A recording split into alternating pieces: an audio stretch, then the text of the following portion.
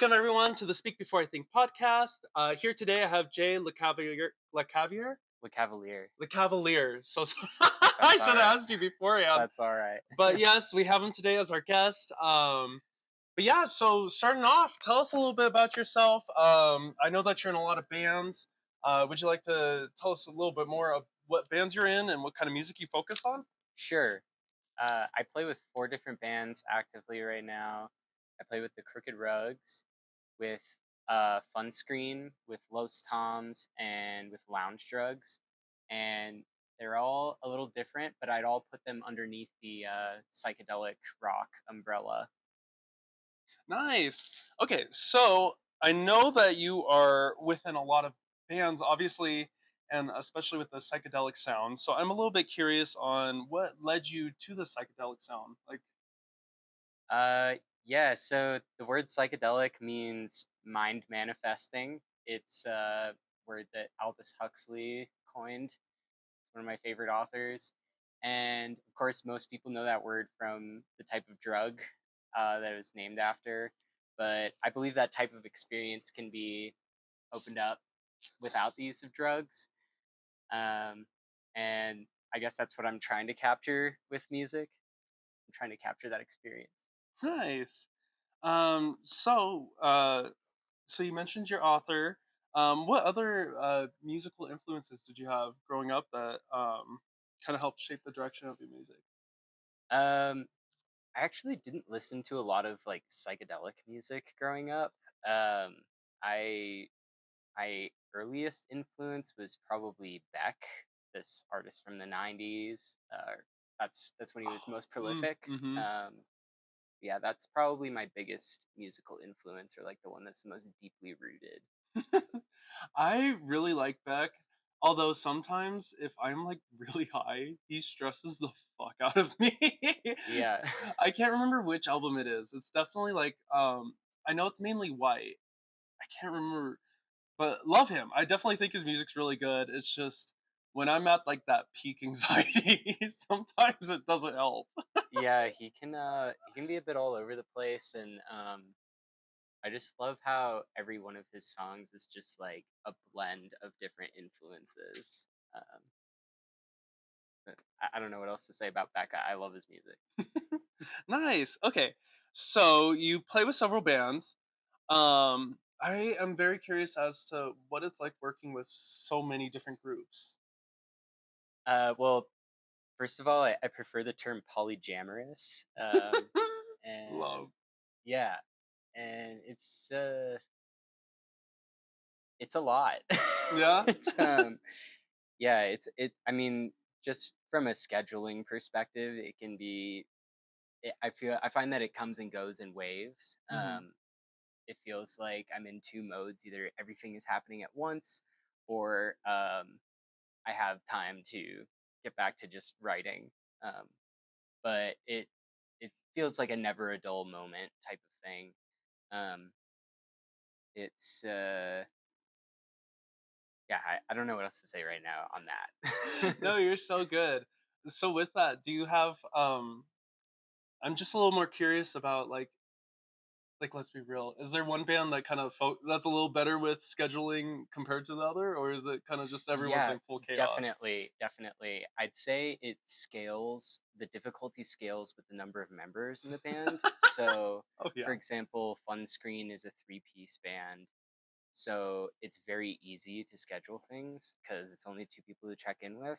Whereas Lounge Drugs is a 6-piece band, and it's kind of a super group. So everybody that's in that band is also active in other projects too. So that one is a nightmare to schedule stuff for, but we make it work. Okay, so wait, what was that term that you used? Polyamorous or Yes. polyamorous? So would you say a lot of other members of yours? Yes, I know a lot of musicians. It'd be more accurate to say I know very few musicians who don't play with a variety of people. Mm-hmm. Maybe that's just the people that I spend my time with, but I think there's something to be said about playing with a wide variety of people. And I guess this is something else that I can say about playing with a lot of different groups is I think music is a language, and when I play with other people, or a variety of people, it just expands my vocabulary in that language. Like just for example, there were things that weren't in my muscle memory and in my hands, so to speak, before I started playing with Los Toms. But they focus on a lot of like doomy, sort of like Eastern sounding minor melodies, and now that stuff is in my body. That is awesome. Yeah, So, would you say that like? So you mentioned muscle memory. Are you definitely more of like a improver, or do you feel like there like when creating music, do you have like a set mind and sound, or is it definitely just like going off, jamming together? There's a little bit of room for improvisation in all the projects that I play in, and in a live setting, sometimes that comes out more or less. It kind of depends on the setting. So, for some shows, we definitely want things to be more scripted and tighter, especially if we're on like a strict time limit. But there are definitely some sets where we have more room for exploring. But I'd say the improvisation more comes in during the writing process, especially for collaborative projects. That's a huge part of the writing process for all the projects that I'm a part of, is just exploration and improvisation. That's nice. What do you think is one of the bands that you work with that's the most exploring? Definitely Funscreen feels like the most of like a blank canvas. I feel like anything goes with that project. It's extremely collaborative. It feels very balanced in terms of who's bringing ideas to the table. And that's also the group that I've been playing with the longest, so oh, nice. It's probably that probably plays a role there too. Is that we just know each other's vocabulary so well that it just kind of comes naturally. You guys are very in tune. Love to see that. Okay, so I'm very curious about kind of more of your solo work. I know we've kind of talked more about these bands, but your solo album, Slow Transformation, really showcases a mix of folk and psychedelia. How do you approach that as a solo artist, and how is it different from working with other bands? So I guess you could say I have an addiction to writing music. It's definitely an escape for me, and I think a certain amount of escapism can be healthy. We all need a break sometimes, and that's kind of how I get out of my head and into my body, so to speak, is just through playing music. So I'm constantly adding to my backlog of material that I'd like to record, and a lot of it just doesn't fit with any of the bands that I play with. But I can't stop writing. So that's kind of where the solo project comes in. It just ends up being like a dumping ground for anything that doesn't fit. But I still try to make things coherent, and still try to make something meaningful to me. And I also I never know how far it's going to go either, because Lounge Drugs started out as a solo project. There's currently one album out for Lounge Drugs, and I recorded all the instruments and did all the writing myself. I never thought it would be a live band. It's just once I put it out there and started encouraging people to listen to it, the owner of the Atrium at the time, which is a local venue, pressured me into putting a live band together so we could perform that album at the venue. And That's so cool. You guys, if I'm not wrong, you guys just performed not too long ago, right? Or do you guys have an upcoming performance? We just played last weekend, yes, at the Lyric. Lounge Drugs did. Nice. Yes. How was it? It was great. Yeah, it was awesome. Just Nice. So much fun. there are certain parts of the live sets for that project where I don't know what's gonna happen live, and it's so much fun. I always try to set aside some space during Lounge Drugs sets for complete chaos and freedom. And it's great. I love that. It seems like Lounge Drugs is kind of, because wait, which one did you say? Was it Lounge Drugs that you said that was the most experimental for you, or wait, did I get no, that I'd wrong? say the most experimental is with Funscreen. Funscreen. So sorry. I'd say there's experimentation in all the projects that I work in, but most of the experimentation comes in during the writing process, I'd say. Nice. Very nice. And during recording, too. Okay. So I am a little more curious. So you have songs like the Houseplant song and Feels Like Nothing. They're very grounded. Definitely grounded. I listen to them. First of all, love your music. I listened to I can't remember which album, but I did a complete listen through one of your albums. Definitely felt like I felt the folk and the psychedelia from it. It was really nice. A good listen, but I do notice that a lot within your music is exploring the themes of self-discovery and transformation. So, what kind of inspires this for your music? My life. Yeah? Yes. I would basically just describe my life as a transformation process. Just constantly moving from one state into another and never staying on one thing for long. And I mean, I mentioned music is like somewhat of an escape, but it's also a tool for processing things for me. So it doesn't just feel like something that I do just because I love it. It feels like something that I have to do to stay grounded. Mm-hmm. And to just process some of the things that I've experienced.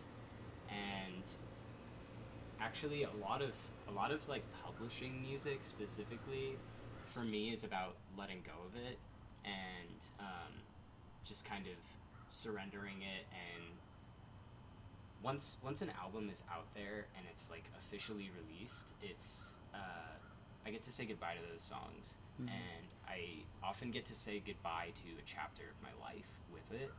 So I mean, where does the transformation come from? It's just, I think that's just the nature of life. Mm-hmm. I think that everybody is going through processes of transformation all the time. And I think it's impossible for that to not come through in any music. That's so fair. I noticed you mentioned that it's almost like saying goodbye once you have the album complete. So once you say goodbye, but you go back to perform on the stage, do you feel like there's a different connection to it once you're performing it compared to when you first release it? Yeah, definitely. I think every song has somewhat of a life cycle, and this is an idea that I've stolen from other musicians that I look up to. But yeah, I think every song has its like conception when you first start writing it, and a live performance is often a very significant development in the life cycle of a song. Like the first time you perform it in front of an audience, I think there's a lot of energy behind that moment. But there are some songs that I've recorded that have never been performed live. There are some songs that I've written that I've never recorded or released, and I never know just how far a song is going to go. And I think it really is similar to life itself, because I never know when the life cycle of a song is going to end, just like how we don't know when our lives are going to end. Never know when the last time a song is going to be heard. And I don't think I've ever had this happen with any song that I've contributed to yet, but I think people keeping certain songs alive through covers, like covering other people's music, that's a way to like extend the legacy and life of a song. And I think that's really cool. So. That's really cool. Mm-hmm. So speaking of which, have you done any other covers? Like, yeah, Honestly, I hate playing covers just in general. I don't blame you. It's but I think they're an extremely useful tool because, like I mentioned, music is a language, and playing with other people expands your vocabulary, and learning other people's music expands your vocabulary too. Mm-hmm. So it definitely, every time I start learning covers from other people's music, most of the time what'll happen is I'll start learning the song and then I'll stop like before I even learn the entire thing because I'll just get an idea to steal from that song and just apply it to my own songwriting, like whether it's a new chord or like some new like rhythmic pattern or like a structural type thing. But yes, I have done a lot of covers. The Crooked Road specifically, usually around Halloween, we will do an entire cover set where we'll dress up like another band that we look up to, and we'll just play an entire set of their music. So we've done that a few times, and that's always fun. No, that's so fun. What was the what are you guys gonna do for this year? Are you able to say? I don't think we're doing one this year. At least we don't currently have one planned. Yeah. If you guys were, what would you want to be? Either the Backstreet Boys or Devo. The Backstreet Boys, I love that. Yeah, I think that would be pretty fun. That'd be. So would you guys do like flat out Backstreet Boy songs? Yes. Nice. Yeah, we try to stay faithful to what we've done. We've done King Gizzard and the Lizard Wizard before. I've heard of them. We've done the Beatles, and we've done the Brian Jonestown Massacre. So. Nice. Okay. So you obviously produced a lot of music on your own. What is the process when you're recording and producing? What does it look like? It is. I'm going in completely blind. I have no formal training with recording. I just have a bunch of equipment that I've acquired over the years, and I have a basic understanding of how to use it, and most of that understanding has come through actually experimenting with the equipment rather than learning about it in like a formal way. I think that I think the fundamental rule of recording is just that if it sounds right, it is right. Mm-hmm. So I go through a lot of trial and error, basically, and it's always a learning process. And I feel like it's never going to be perfect. I find recording to be somewhat of a frustrating process because no matter what, there's never going to be a microphone that can perfectly capture the experience of being in the room with the instrument that you're playing. So it's it always feels like it's falling short of the real experience of being there with the instrument. So yeah, That's why we got live music, live events. Yes. So pro live events and live music, love it all. Yeah. But yeah, no, I totally I totally feel you when it comes. Although I'm pretty sure you're probably a lot more in depth than me when it comes to recording. But like, a lot of this right here right now is just stuff I've acquired throughout the years. Yeah. And I was like, you know what? Let's put it all together and make it work. Yeah, that's kind of how it feels when I'm recording, because I'm just very DIY with it. I just use what I have and just try to make things sound different. Mm-hmm. That's very cool. Let's see. Oh, yes. Okay. So as someone is both a performer and a recording artist, how does your mindset shift between being on stage versus like recording, you know? Yeah. So in a live setting, there's obviously a lot more energy to it. And it's more of a collective experience, I think, because it's whoever's hearing it is participating in it. Mm-hmm. And recording is a lot more intimate of a process. It's a lot more repetitive, and it can be a lot more frustrating in a lot of ways too, because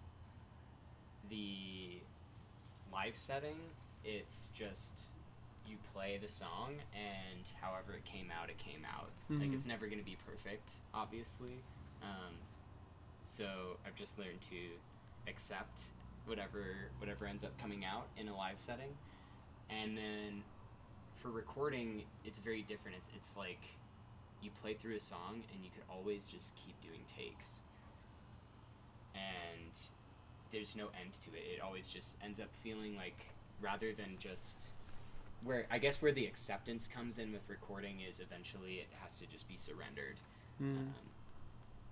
Because again, it's never going to be perfect.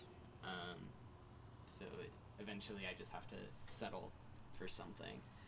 That's fair. So do you, when you like re-listen through music, do you ever just think like, okay, yeah, that's finalized, or like, you know, you listen to it and you're like, oh fuck, I should have added this to it, or oh fuck, I should have done that, you know?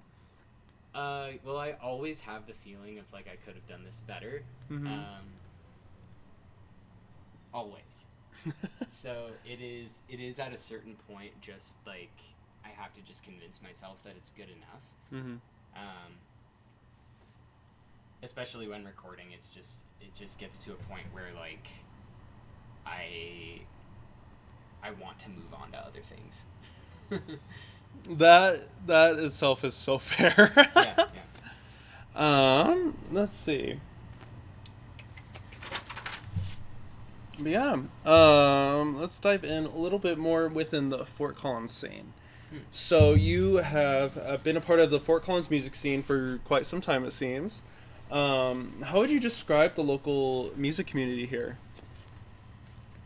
I'd say it's very supportive. Mm-hmm.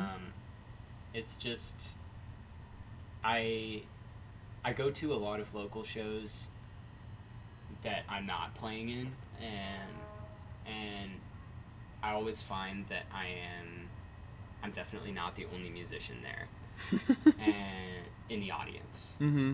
And that always just feels good. I think it's there's just a recognition that there's so much talent here, and I think everybody is jazzed to be a part of it. So it's very easy to support. That's how awesome. I feel anyway. So I know you have your bands, but are there other bands that you've acknowledged are kind of like, oh fuck, they're pretty good? Yeah, definitely. I am a big fan of King Crawdad. They've been around for a long time. They are probably one of my favorite Fort Collins bands. And more recently, Plastic Forearm has popped up, and I think they are incredibly inspiring. Those are two bands that really stick out to me right now, just thinking about them. And it's really just, it's a wide variety of stuff. I'm obviously like a big participant in all the psychedelic bands, but there's also a lot of great pop music out here, like Costanza and Misty, I can think Love of. Costanza. Those are both awesome bands. And there's a lot of bluegrass and folk and jammy stuff out here too. There so is. Yep. So it's not just like one thing. So I think there's something for everybody. That's awesome. Yeah. What do you think is the biggest challenges for musicians in this area, and how do you see this kind of like scene evolving? I'll have to think about this one for a second. Yeah, no worries. Yeah, if you ever want to take a take two of anything too, everything's getting edited, so Yeah, so don't feel too overstressed. It's difficult for me to speak about like the biggest challenges that musicians face in general, because I think that's going to look very different for each person. I think everybody's going to face different struggles, but I think there are certainly things that impact the community as a whole, but I also feel like some of these things are bigger than just the community. Like, for example, we have a lot of venues close around here. That's something that happens pretty frequently. Like when I first started playing with the Crooked Rugs, we were playing Pinball Jones like twice a month, and now that venue doesn't exist anymore. And then, I mean, after that place, the Lyric was doing music for a while, and it seems like even they now are like putting a de-emphasis on music. Hodie's Half Note used to be an awesome place, and that's closed now. And then even the Atrium, which I think is like the central hub for kind of smaller bands in town, that place closed for a while, and it recently reopened, thankfully. But I'd say that just a lack of places to play sometimes is a struggle that I think impacts the whole community. And I think another thing that's really difficult, a really difficult challenge, just not just for Fort Collins musicians, but for musicians in general, is just being able to get your music out there and have it be sustainable with the lifestyle that we with the lifestyle that we have to live to participate in society and feed ourselves, because I think there's an expectation, and there's a number of factors that contributed to this expectation, but people have developed this idea that music is like a free experience, and that's a job that people do for free. But it's actually extremely intense labor, especially at the level that I'm playing at, where I'm playing with multiple different bands and recording all the time. I put more time and effort into this stuff than I do into the job that actually feeds me, because I work a day job, and every musician that I know personally works a day job. It's very rare for me to meet musicians who are able to actually do that full time. So that's a challenge that I think we all face too, is just that if you're going to play music, you're going to have to put in an insane amount of work just to make it happen. Just being able to play live shows at all, it requires rehearsal, it requires expensive instruments and gear usually, and I bet. It's just a lot of time, and it's a lot of effort, and it's competitive too. So if you want to get booked for shows, that requires effort into marketing yourself, which takes time. Posting about things on social media takes time and energy. So it's it can become a full-time job very quickly, and it doesn't pay any money. So that's a big challenge. I'm surprised I had a lot to say about that. No, I'm glad you did. I'm definitely so glad you did. But with that, I mean, let me think. What would you say to... I know you had a lot to say within that, but like, I know that there's a lot of new artists coming out here. There's a lot of younger artists. I work with a lot of younger artists. What would you say to them that keeps them motivated? Because I know you're still very motivated. Definitely. I think one of the things that really surprised me about like pursuing music seriously is that I just discovered that my bandmates are my family. These people are there with me during the highest highs of my life. Like playing in front of like a huge crowd of people is such a big high point, and they're there with that. And they've also seen me at some very low points too. They're the first people that I confide in when I'm struggling, and you know, they've seen significant relationships in my life come and go. They've seen me go through all sorts of changes, and I never expected that making a bunch of strange noises was going to bring such significant relationships into my life. So I'd say that's what keeps me motivated, is just that it allows me to be a part of something that's bigger than myself. and that to me is worth much more than the money aspect of it. I kind of just tend to think of money as something that I have to take care of to keep a roof over my head and keep clothes on my back. Mm-hmm. And I guess music is really like what it's all about for me. Mm-hmm. Well, I mean, money literally comes and goes. Like, it's true. Even if you are the richest person on this planet, if, anything could happen and then boom, it's gone. But the thing is that what truly matters for people, what truly matters for things is that you enjoy life itself. It shouldn't be connected to money. Of course, money makes things a lot more enjoyable sometimes, but...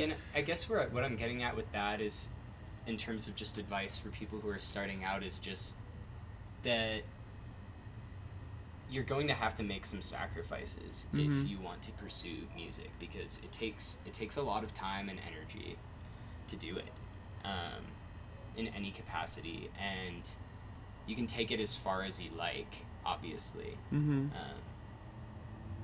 But yeah. What do you think are your biggest sacrifices? It's mostly just time. Time? But sometimes it doesn't exactly feel like a sacrifice. There are moments where I'd rather be doing nothing else than playing music, but in order to do what I'm doing anyway, I definitely, there are moments where I'd like to have some more time to just like kick back and relax, I guess. But I can't, because in order to play a live show, you have to coordinate a rehearsal, and in order to coordinate a rehearsal, it has to happen on an agreed time. So, but that's just life stuff in general. So, oh yeah, I guess it's not just music. It's any like collaborative thing that you're committing yourself to is going to require that type of sacrifice. I definitely could sense that music for you is definitely something that, fulfills you, makes your soul, definitely fulfills your soul. That's what I'm definitely getting from being able to talk to you. I'm just curious about some of the other aspects of when it comes to mental health and music. You do mention that you're very busy and that it does take a lot of your time. Do you have any challenges within mental health, being able to, go through all this music process, and what do you do for yourself? Yeah, that's a great question. I'm really glad that you asked that, because, taking care of mental health is just, it's important no matter who you are. Mm-hmm. And I think that, for me anyway, music is one of those things that can both be it can be the thing that restores my mental health, and sometimes it can also play against some of the things that are causing me distress. I have a lot of trauma from my childhood, Mm-hmm. and it's as a result, a lot of the time as an adult, I felt like I've fallen short in a certain sense, and that's always like a vague thing. Like, the place I want to be is always just a vague distance ahead of where I actually am, and on my worst days. Mm-hmm. And music can definitely be a part of that. There'll be days sometimes where, like I mentioned way earlier in the interview, I am like addicted to writing music, Mm-hmm. and that can be a problem sometimes. There are days where I would like to be able to just enjoy life and relax and not do anything productive, so to speak. But music always feels like an option, and if there's a day that goes by where I don't pick up an instrument and I'm not in great mental health at the time, it'll be something that I end up beating myself up over. Mm-hmm. And to kind of put like a positive cap on all of this. Yes, we need the positive. that all sounds gloomy. one, when I'm in good mental health, which requires a great many things to happen, and I'm really able to be in the present moment and be in touch with my emotions, music can be such a powerful healing experience. It can be a way to process some of the trauma that I have, and like I said, put things behind me. Mm-hmm. So that music can be medicine in itself, and also just the people that I am connected to through music are some of the closest relationships that I have in my life, and they're people that I could confide in about anything, just my deepest, darkest secrets, and just some of my deepest pain too. Mm-hmm. I have shared all that stuff with the people that I play music with, and like I said, I was just surprised by how much I found that these people are my family. They're the people that are there for me through thick and thin. Mm-hmm. So I think that community is a huge part of having good mental health. Being connected to some sort of community and feeling like you're in touch with something that's bigger than yourself is like, that's a huge part of my mental health anyway. Mm-hmm. And music is a way to do that. So that's kind of the positive out of it. Oh, that's awesome. Yeah. So do you feel like Fort Collins is like a good area for musicians, like especially like starting out? Like, I'd say it depends on what you want to do with it, mm-hmm. because I mean, starting out, sure, there's lots of it's a very supportive community, as I said. A lot of musicians supporting other musicians and collaborating with each other, and there are a lot of resources out there too for musicians. Like, there's a nonprofit called Blast and Scrap that is a huge advocate for musicians who are just starting out. They do really cool things like workshops to show musicians how to make their own t-shirts, and they put on really cool shows. Like, there was one show they did, I think at the beginning of the summer this year, where they had bands that had never played the Aggie before all play the Aggie. Oh, that's so cool. So there are definitely resources within the community for starting out. One thing that's difficult about playing in Fort Collins, if you want to start touring nationally, which the Crooked Rugs do multiple times a year, what makes that difficult with Fort Collins specifically is that Colorado is a great place for live music events. We have stuff like Red Rocks, and there's obviously a lot of great venues in Denver, and there's awesome venues in Fort Collins too. But the nearest cities that have stuff like that are so far away from Colorado. It's a great location in and of itself, but if you want to do a tour, say, through California, you're going to have to put in a multiple day trip by car just to get to like the first city and then getting back. And yeah, that's a really challenging thing to do. So, but I don't know, we still, at least for the Crooked Rugs, we still love having Fort Collins as our home anyway. But that is like a specific challenge of living here as a musician, is that it's not optimal geographically for touring.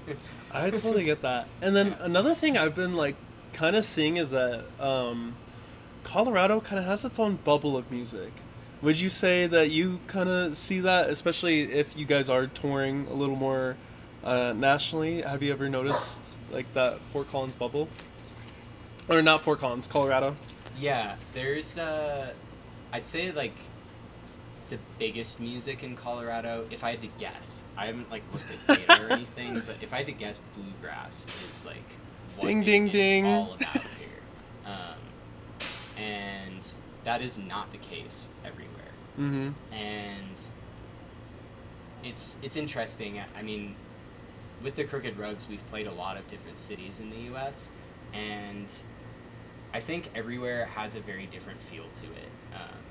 For example, probably my least favorite city I've played in is Nashville. Really? Yeah.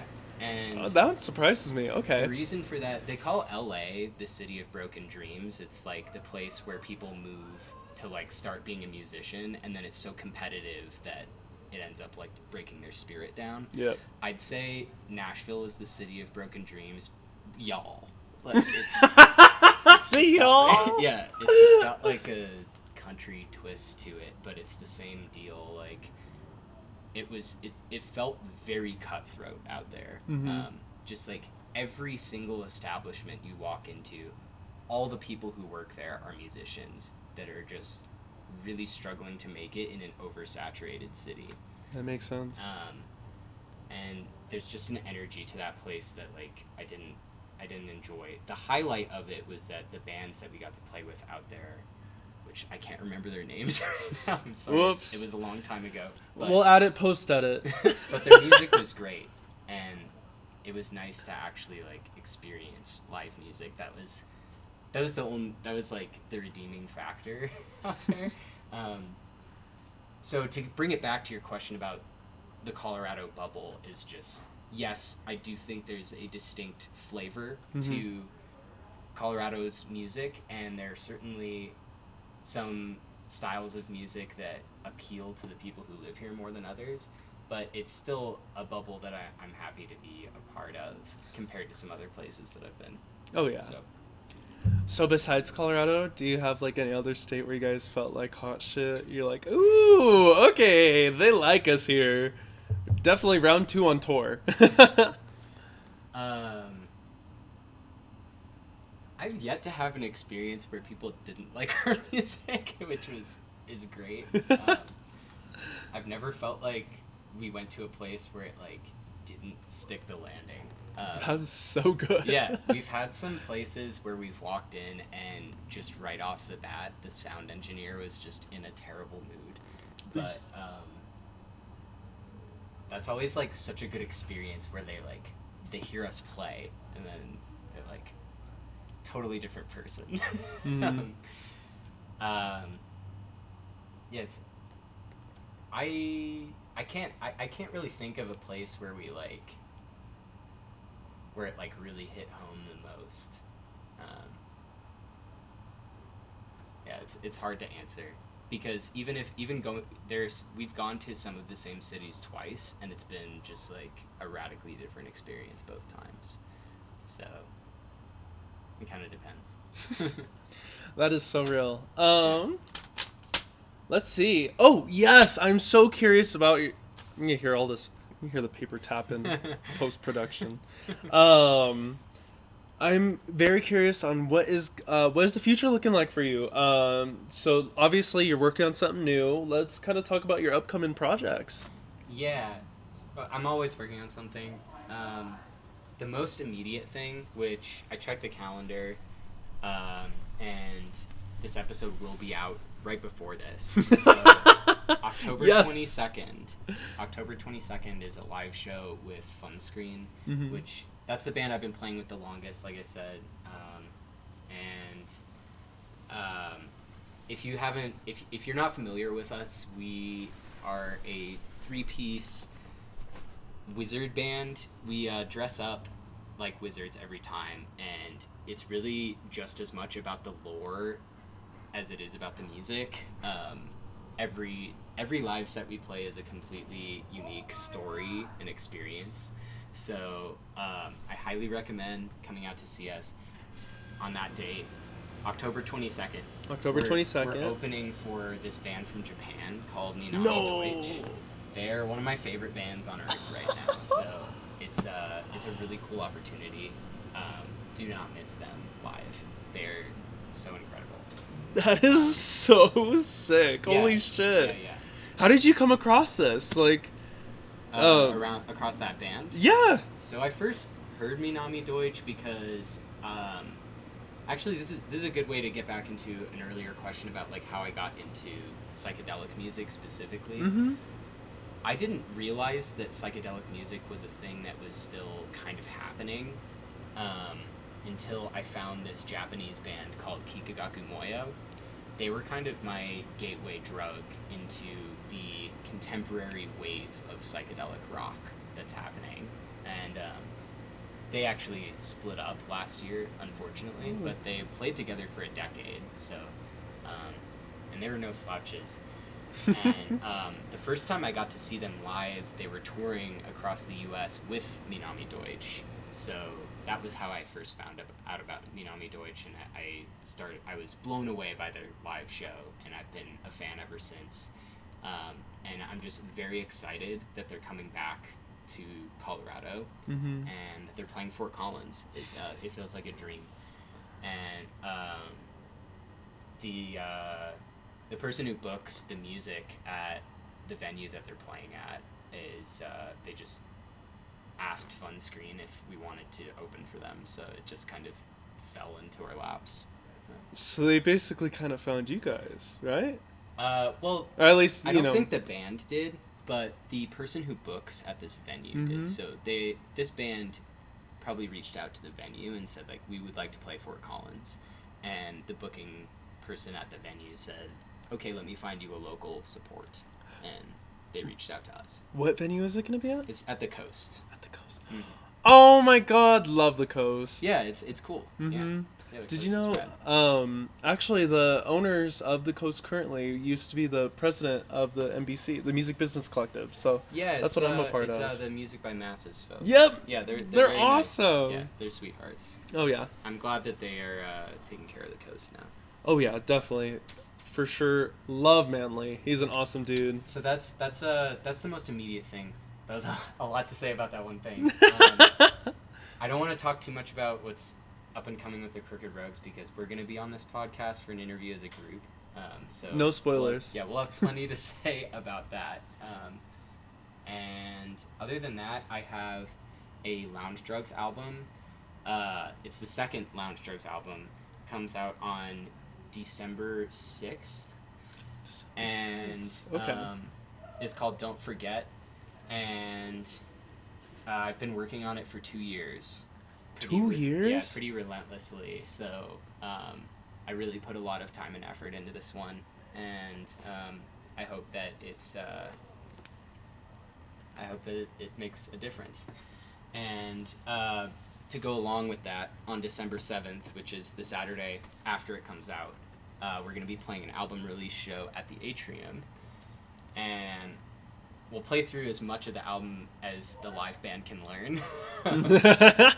And we'll be playing with 2 local bands that I'm very fond of, King Crawdad, who I already mentioned, and Decor Hans. And Decor Hans is relatively new on the scene, but I love their music and really excited that they're going to be playing with us too. That's so exciting for you. So okay. Those are things that are upcoming. I am a little curious about the insight. What would you say is like the overall theme for this upcoming album? Or at least, some little sprinkles of what it explores. Yeah, it's actually an album that I'm dedicating to a friend of mine that was killed. His name was Shahar, is the Goatman Kadman. He was one of the brightest lights in my life in my early 20s. And he was one of the people that really motivated me to start playing guitar in the first place. And he actually lived in Gaza, and he was killed in the conflict that's happening out there. And there's just there's no justice out there right now, obviously. And he's just one person in that massive tragedy, but that's the part that is most connected to me. And it's not the only theme that I explore on that album, but it's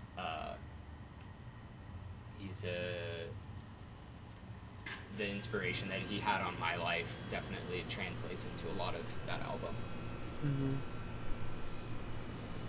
Yeah. Well, my condolences, first of all.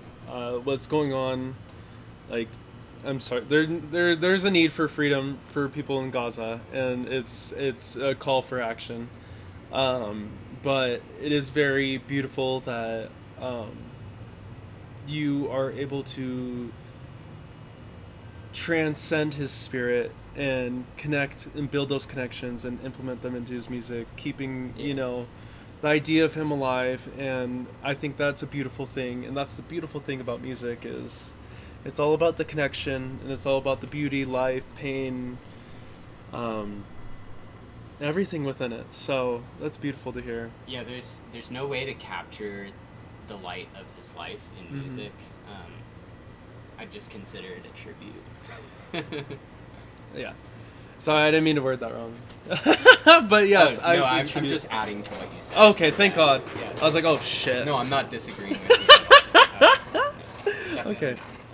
But no, that's really good. Yeah, no, that's my heart after hearing that. Yeah, it's a difficult thing. It's heavier than probably expected, and it's not really where I expected Lounge Drugs to go at all. It's because when I first started writing music for this project, it was kind of similar to my other solo work, where it just felt like stuff that didn't really fit in any of my other projects. And that's kind of what the first Lounge Drugs album is. It's very like introspective, like the folky stuff that you listen to, like very grounding, but it's also it's just the instrumentation is like more electrified, and it's more of like a band thing than like a folk rock thing. So that's kind of how it started, and it was midway through while I was working on the second album that tragedy happened. So it wasn't originally about him, and it was just having such an impact on me. And like I said, music is just a way of processing things. That's what it ended up becoming. Nice. Yeah. So would you say, do you feel like, because although the concepts of the new album is going to be different, a lot more heavy-hearted, it seems, or at least inspired. What would you say, like sound-wise? Do you feel like there's a bit of an exploration with how it sounds? Yeah, it's a journey from start to finish. So all the songs kind of flow into each other. I experimented with different instruments. That's something I like to do with Lounge Drugs, is just use weird instruments. So one example is my brother. His artist name is Charlie Clams. I love that, Charlie Clams. He does great visual art, and he's a DIY electrical engineer, and he's also my favorite bassist on earth. He plays bass in Lounge Drugs and Funscreen. But he makes instruments in his garage. No way. Yeah, he made this synthesizer out of like an old children's lunchbox, and he makes these unique microphones for recording too. So I used a lot of his equipment that he made on this album, and that just gives it like a very unique thumbprint. Like a lot of the vocals were recorded through the microphones that he made. Yeah, and it's very like progressive album, so it doesn't ever like stay on one concept for too long. The instrumentation and the rhythms and the general like vibe of each song will change dramatically over the course of each song. So it's really a journey of an album. That is so. Please send me pictures. I want to see what these instruments look like, especially if they're handmade. Yeah, that'd be so cool. But let's see. Holy shit, we're nearly at an hour. Cool. This is awesome. Yeah. Okay. Let's see. So we talked about your album. I'm personally excited for it. I'm excited to listen to it. And just one more time, what date is it? December 6th is when the album comes out, and then December 7th is the album release show. Okay, and then it's going to be at the Atrium, correct? Yep. Okay, perfect. Upcoming, we are going to do our segment. It is going to be, what did I end up calling it? Clip Bit. So I kind of told you to be determined on what the actual name is going to be. So far, I've come up with Clip Bit because it's snippets of clips and this and that. But the name of the game is Jay gave me his top 3 artists. I'm going to be playing some songs 5 seconds in and seeing if he is able to guess what song it is. The only thing with that is I kind of just realized I have my phone recording us. Madrid, by any chance I'm able to use your phone just for like Apple Music? Okay. Nice. Perfect. That made me a little scared. Don't worry, I do this all the time. Now we're heading toward the area of Edit Central. But at least I could put my little mark. An hour in. Heavily edit. Yeah, I tried to pick artists where like I would maybe be able to get it, but also like still challenge myself. I'm so glad. I think all the artists I gave you have pretty big discographies. So they were really good. Honestly, getting a listen. I think personally. I guess I should tell everyone. So the 3 artists are Swans, Joyce. Oh, Jui. Yeah, Jui. I forgot I sent that. Juies? Yeah, they're awesome. Is it Jui or Juies? It's Jui. Jui. Okay. So it's going to be Swans, Jui, and Animal Collective. So that's the 3 artists that we have. And then let me look it up real quick. Because I have the songs. Thank God I fucking wrote it down. Because I made like a Spotify playlist. Because I was like, oh, I'm going to be so prepared. And then not as prepared as I thought. Okay. So this is going to be the first song. I'm going to play it a little near the microphone, but I have to guess the artist and the song. So you're going to guess the artist, the song, and if you're a true Brownie fan, that was a little weird. If you're a true fan, it is going to be also the album that it's on. Okay. Okay. I don't know if you could hear it that well. That's a screenshot by Swans, and that's on the album To Be Kind. Okay, ding, ding, ding. Okay, let me look up the next one. That one was good. That was so good. Okay. And the next one is gonna be... Oh, wait, I can't say.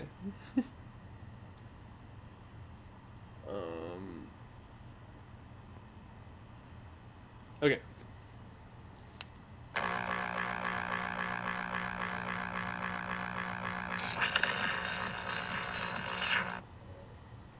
That is Volcano by Swans, and that is on the album Soundtracks for the Blind. Oh, okay, you're so good. That song's crazy. I know, that's why I picked it. I was like, that one sounds that one's like, okay, if you know it, you gotta know it at that point. And then, let's see. It's like a challenge to not say it out loud. Okay.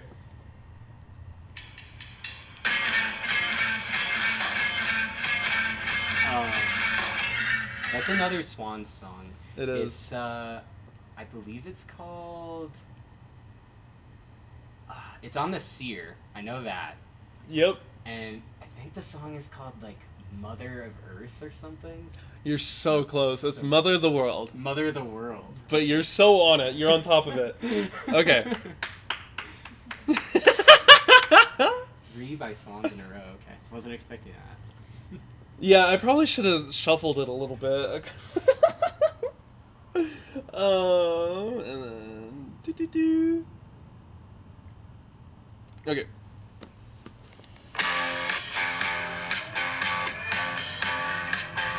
This is Julie. It's called Sinking Statues, and it's on the album Mind Bond.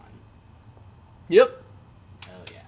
So good. Okay, I'll mix it up. I'll mix it up in between, so it's not just... Can't make it too easy. Fuck. You're already getting like 100%.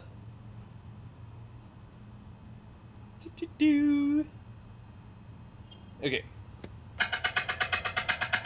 This is Fireworks by Animal Collective, and it's on the album Strawberry Jam.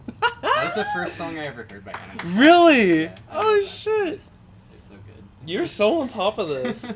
I had no doubt. I knew. I was like picking these songs. I was like, I'm a little scared with Animal Collective because some of their music is like very noisy. We'll see if I get them all. okay.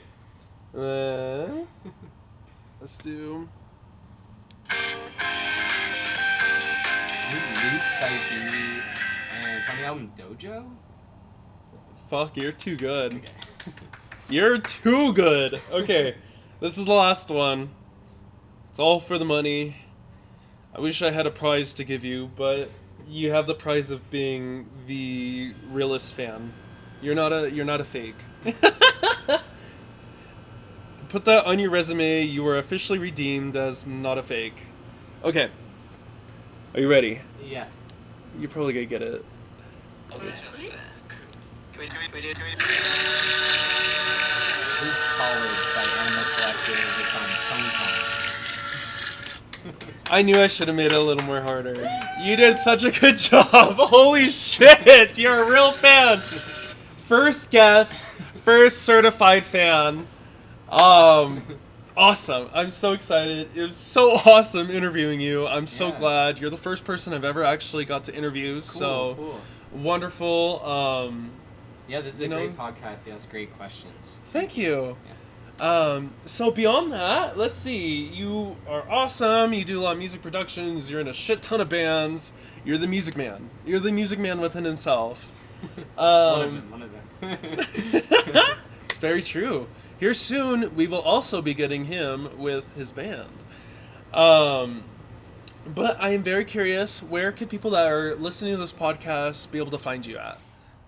And if you want, I also have your ads. So if you want to read them, if you have like show notes or something, and you can put all those in it'll be edited, and it'll be in like the link, and then it'll also be like on the screen. Yeah. So yeah. But for my solo work,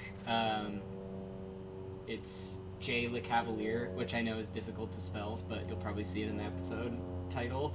And Lounge Drugs is another. I mean, it's a solo project recording, but there's also a live band. Yeah, that's where you can find my solo work. And yeah, come to that Funscreen show. It's gonna be a blast. Yes. And I will for sure make sure, when in doubt, if the podcast itself isn't out yet, I'm gonna make sure there's at least Instagram clips to at least promote what's coming up. Thank you. So that's it for today. This is Speak Before I Think. I'm Jax Thaddeus, and he is... I'm LeCavalier. Perfect, and that's the end of today's show. And we hit the little thing. Great to meet you, Jax. It was so great to meet you. Yeah, oh my cool god. Show.